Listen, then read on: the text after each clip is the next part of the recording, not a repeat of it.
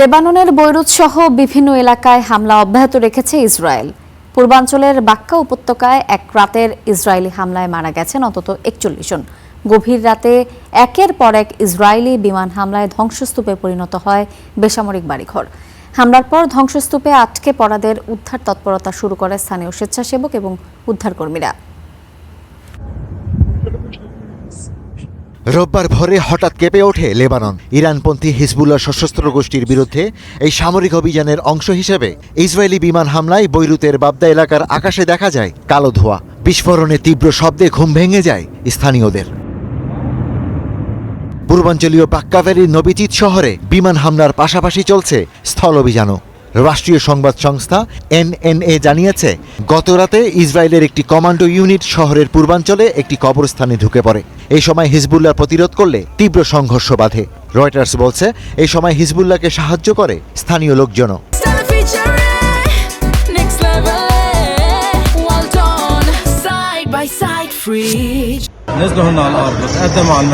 যখন ইসরায়েলি সেনারা স্থলভাগে অগ্রসর হওয়ার চেষ্টা করে, তখনই সরাসরি সংঘর্ষ শুরু হয়।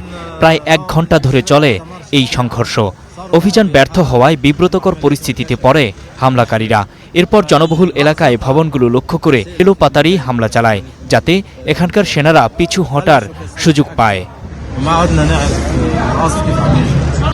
বাধার মুখে বাড়ে ইসরায়েলি হামলার তীব্রতা। পরে নবিচিত শহরেই আকাশপথে অন্তত ৪০ বার হামলা চালায় দখলদার বাহিনী।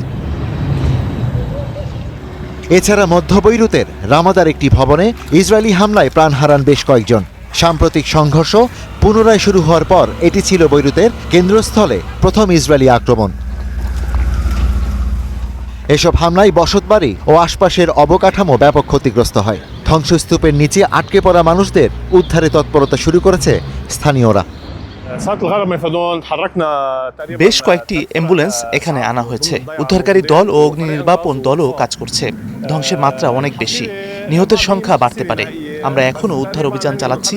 ধ্বংসস্তূপের নিচে আরও কেউ আটকে আছে কিনা তা যাচাই করছি।